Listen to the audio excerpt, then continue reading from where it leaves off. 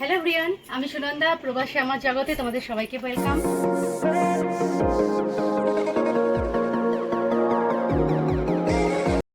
আজকে দেখতেই পাচ্ছ শাড়ি পরে ডান্সের জন্য টোটালি প্রিপেয়ার করেছি। আমার পারফরমেন্স আছে। ডুসেলডর্ফে একটা অকেশন হচ্ছে, অ্যাকচুয়ালি বাঙালিদের আইজিটির মেম্বারদের মিলিয়ে সবাই একসাথে একত্রিত হচ্ছি। দোল আর পয়লা বৈশাখ দুটো মিলিয়ে একটা উৎসব। তো তোমাদের সাথে এই পারফরমেন্সের ভিডিও আমি পরে শেয়ার করব, তোমরা দেখতে পাবে। জাস্ট আজকে দেখে নাও, এটা সারপ্রাইজ থাক। তো ওখানে কী কী আমাদের জন্য ওয়েট করছে, অ্যাট্রাকশন কী কী অ্যাক্টিভিটিস আছে সেটাও তোমরা দেখতে পাবে পরে। তোমাদের আমি আগেই বলেছিলাম যে আমরা যাচ্ছি ফ্রাইডে অফিস করে রনিতাদের বাড়িতে, ওখানে থাকবো কারণ স্যাটারডে আমাদের প্রোগ্রাম আছে। তো আজকে সেখানেই যাচ্ছি আমরা প্রোগ্রামে। আজকে আমরা যাচ্ছি ডুসেলডর্ফে যে আমাদের ফেস্টিভ্যালটা বলেছিলাম, তো সেখানেই যাচ্ছি। আশা করি সাজগোজ দেখে বুঝতেই পারছো। তো কি পারফরমেন্স আছে সেটা তোমরা দেখতেই পাবে। হোল ডে আজকে আমাদের প্রোগ্রাম, তো একটার পর একটা লেগেই থাকবে। কুইজ আছে, ডিজে আছে, তার সাথে গান নাচ এসব তো থাকবেই। এক্সট্রা কারিকুলাম অ্যাক্টিভিটিস অনেক আছে বাচ্চাদেরও। যেটা মেন অ্যাট্রাকশন তোমাদের বলেছি আগেও, আরেকবার বলে দিচ্ছি, আমাদের ফ্যাশন ওয়াক আছে সবার শেষে। আর খাওয়া দাওয়া স্টল তো দিচ্ছেই, বাঙালি বিভিন্ন রকম খাওয়া, সাউথ ইন্ডিয়ান ফুডও থাকছে। আর আমাদের ডান্স প্রোগ্রাম আছে। তো চলো দেখা যাক কী কী প্রোগ্রাম হচ্ছে, তোমাদের সাথে শেয়ার করি। আমাদের বেরোনোর প্ল্যান ছিল 12টায়, 12:30টার মধ্যে ওখানে পৌঁছানোর। এখন অলরেডি 1টা বাজে, জ্যামে আটকে আছি। জানি না কি হবে, সবাই হয়তো চলেই এসছে, প্রোগ্রাম শুরু হয়ে যাবে। এই আমরা হলে পৌঁছে গেছি। তো দেখতেই পাচ্ছ হালকা ভিড় হয়ে গেছে, অলমোস্ট কালচারাল প্রোগ্রাম তো স্টার্ট হয়েই গেছে। এবারে হলটা পয়লা বৈশাখ হিসেবে বড়ই নেওয়া হয়েছে, যেহেতু দুটো অকেশন মিলিয়ে করা হচ্ছে। নর্মালি ছোটখাটো অনুষ্ঠানে আমরা ছোট একটা হল। কালচারাল প্রোগ্রাম প্রথম শুরু হয় রবীন্দ্রসঙ্গীত দিয়ে, তারপরেই থাকে ক্লাসিক্যাল ডান্স। এখন তোমরা যাদের ডান্স করতে দেখছো এরা কিন্তু মা আর মেয়ে, সাউথ ইন্ডিয়ান। মেয়েকে আমরা দেখেছি এর আগে পারফর্ম করতে আমাদের বিভিন্ন প্রোগ্রামে। দুর্গাপুজোয় মেয়ে ডান্স করে তার একটা বান্ধবীর সাথে, বা কখনো সোলো পারফরমেন্স করে। এই প্রথম আমরা দেখছি মায়ের সাথে ডান্স করছে। মাও খুব ভালো একজন ডান্সার, দেখে খুব ভালো লাগলো। দেশের থেকে কয়েক মাইল দূরে থেকেও আমরা দেশের এই সংস্কৃতিকে যে ধরে রাখতে পেরেছি, এবং বিভিন্ন উৎসবের মাধ্যমে আমরা এই কালচারকে আবার সবার সামনে তুলে ধরতে পারছি, এটা ভেবেও ভালো লাগছে। আমরা যে বাঙালি সেটা সত্যি আজ আমরা গর্বিত। দেশের বিভিন্ন প্রান্তের কালচারকে আজকে আমরা তুলে ধরছি। এখানে ছিল আমার ডান্স পারফরমেন্স, তার কিছুটা অংশ তোমাদের সাথে শেয়ার করলাম। আমি একটা ফোকের ওপর ডান্স করেছিলাম। অনেকদিন বাদে আবার সবার সাথে দেখা হলো, ওখানে গিয়ে বেশ ভালো লাগছিল।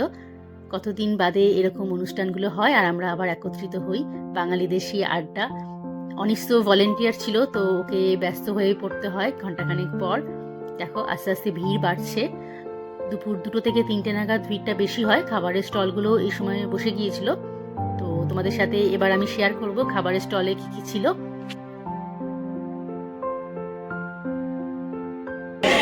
রেজিস্ট্রেশন হচ্ছে, নমস্কার। আমরা রেজিস্ট্রেশন করাচ্ছি, যারা যারা আসছে তাদেরকে, যারা প্রি রেজিস্ট্রেশনে নাম আছে করতে হবে। এখানে নাম আমরা চেক করছি এবং একটা করে ব্যান্ড আমরা দিয়ে দিচ্ছি যাতে বোঝা যায়। তোমার হাতে কি ব্যান্ড আছে? আমি অলরেডি মেম্বার, সো আমাদের মেম্বার। মানুষকে এখন আর ডিস্টার্ব করবো না, চলো দেখে আসি বাইরে কি খাবার দাবারের স্টল বসেছে। এই দেখো এনাদের বাংলাদেশি একটা রেস্টুরেন্ট আছে ডুসেলডর্ফে, তো এনারা স্টল দিয়েছে। এখানে সব তুমি ননভেজ আইটেম পাবে। বিরিয়ানি রয়েছে, পালাক পনির রয়েছে, তার সাথে চিকেনের একটা আইটেম রয়েছে, চাটনি পর্যন্ত দিচ্ছে। এখানে থালি টাইপের সিস্টেম করেছে এরা। 10 ইউরো থেকে 15 ইউরো দাম রেখেছে। তুমি শুধু একটা করে আইটেমও নিতে পারো, 4-5 ইউরো করে প্লেট। যেমন চিকেন বা পনির যদি তুমি নাও 4-5 ইউরো করে প্লেট। এখানে বাঙালি খাবারই পাচ্ছ পুরো। এবার চলো একটু এগিয়ে যাই, দেখি কি কি আছে। এটা কিন্তু ফার্স্ট রাউন্ড, তোমাদের বলে রাখি এই স্টল কিন্তু 2টো রাউন্ডে হবে। বিকেল 4টে অবধি একটা রাউন্ড, আবার 4টে থেকে 8টা অবধি আরেকটা রাউন্ড। এখানে দেখো সামোসা রয়েছে 2 রকমের চাটনি দিয়ে, তার সাথে স্যান্ডউইচ। আর এরপরে রয়েছে, এখানেও দেখছি লিফলেট রেখে দিয়েছে, এদেরও নিজস্ব রেস্টুরেন্ট আছে, তাও এখানে স্টল দিয়েছে।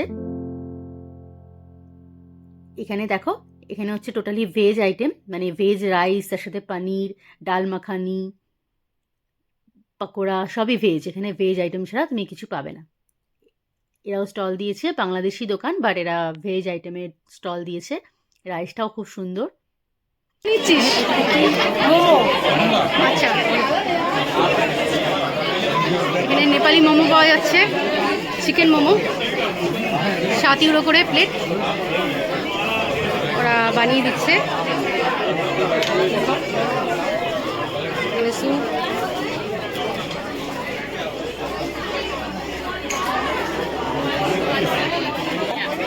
এখানে একটু জার্মানিতে দাঁড়িয়ে নেপালি অথেন্টিক নেপালি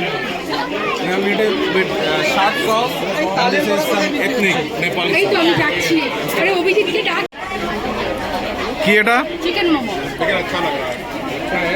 এটা কি সেই নেপালি চিকেন মোমো ঝাল একটা কিছু আছে, লঙ্কা দেখা যাচ্ছে, একটা সস টাইপের ছিল ওটা আমরা নিলাম না। ওই ঝোল মতো সসটা নিই, ওটা থেকে ঠিক ভক্তি হয়নি। না ওটাও তো নেপালি অথেন্টিক হতো। হলে কালচারাল প্রোগ্রাম কিন্তু থেমেছিল না, একের পর এক হয়েই যাচ্ছিল। এখন বাচ্চাদের পারফরমেন্স, তারপরে কুইজ কম্পিটিশন আছে। It was actually Pandit Santa Prasad who played that beautiful tabla sequence in the Basant Longing chase sequence in Sholay. একটা ফটো ভিডিও এখন রেডি, হাফ রেডি, মানে প্রপস, ঠিক আছে। আজকে ফ্যাশন ওয়াক একদিনের জন্য মডেলিং এর শখটা পূরণ করে নিচ্ছি। Vinas Kumar Ganguly. একটু পুরো লুকটা দেখি, যে ঘুরিয়ে একটু ঘুরে যা। Option 3. বাও কি সুন্দর লাগছে, পুরো মারাঠি, পুরো মারাঠি বউ।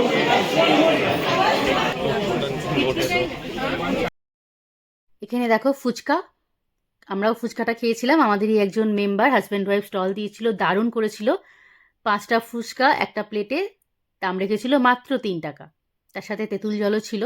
আর একটা কথা বলে রাখি, এখানে প্রত্যেকে কিন্তু একটাই ইনস্ট্রাকশন দেওয়া হয়েছিল যারা স্টল দিয়েছিল, যে প্রত্যেককেই নিজেদের গ্লাভস এবং মাথার ক্যাপ ইউজ করতে হবে। তার সাথে ডাস্টবিন যে যার নিজস্ব দায়িত্বে, এদিক ওদিক খাবার বা খাবারের প্লেট ফেলে রাখতে পারবে না। নিজস্ব জায়গায় ডাস্টবিন রাখতে হবে, যাতে খাবার খেয়ে তোমার স্টলের লোকেরা সেখানেই রাখতে পারে। এখানে দেখো রনিতা স্টল দিয়েছিল মালপো, তার সাথে তালের বড়ার। কি সুন্দর করে ও গরম গরম মালপো সার্ভ করছে, তোমাদের দেখাই। 2 পিস করে মালপো, তার সাথে ক্ষীর ও ঘরে নিজের হাতে বানিয়েছে সকালবেলা ঘুম থেকে উঠে। গার্নিশ করছে, দেখো কি সুন্দর। মালপোয়া ছিল 2 পিস 5 টাকা, আর তালের বড়াও 8 পিস ছিল 5 টাকা। খুব কম দামেই, রিজনেবল দামেই ও সেল করেছে। গার্নিশ করছে, দেখো কি সুন্দর। এখানে ছিল জামা কাপড়ের দোকান, ইন্ডিয়ানস বিভিন্ন শাড়ির স্টল দিয়েছিল একজন। তো দামটা আমি বলতে পারবো না, কারণ আমার জিজ্ঞাসা করা হয়নি দামটা, এতটাই ব্যস্ত ছিলাম। তো আজকে পার্ট 1-এর ভিডিওতে আমি তোমাদের সাথে শেয়ার করলাম আমাদের কালচারাল প্রোগ্রাম, খাওয়া দাওয়া, কী কী স্টল ছিল ইত্যাদি। এরপরে আমাদের শুরু হচ্ছে পার্ট 2, অর্থাৎ মেইন অ্যাট্রাকশন যেটা, সেটা হলো ফ্যাশন ওয়াক। আমরা হাঁটতে চলেছি র্যাম্পে। তো সেই ভিডিওটা দেখার জন্য তোমরা চোখ রাখো আমার চ্যানেলে। দেখো অলরেডি আমাদের ট্রেনিং শুরু হয়ে গেছে। আমাকে আর অনিশকে, আমাদের যে শো স্টপার, যে আমাদের গাইড করবে, সে ট্রেনিং দিচ্ছে। কারণ আমরা যেহেতু অনেক দূরে থেকে আসছি, ওনার সাথে একদিনও কোঅর্ডিনেট করতে পারিনি, তো সেই জন্য আমাদের এখন ট্রেনিং দিচ্ছে। তো সেই ফ্যাশন ওয়াকটা দেখার জন্য তোমরা অবশ্যই আমার ভ্লগ 2তে চোখ রেখো। আর আজকের ভিডিওটা কেমন লাগলো প্লিজ জানিও। ভালো লাগলে একটা লাইক করে দিও, ফ্রেন্ডস ও ফ্যামিলির সাথে অ্যাজ ইউজুয়াল শেয়ার করতে ভুলো না। আর যদি নতুন হয়ে থাকো আমার চ্যানেলটা প্লিজ একবার সাবস্ক্রাইব করে দিও। দেখা হচ্ছে নেক্সট ভিডিওতে। Till then take care and bye by.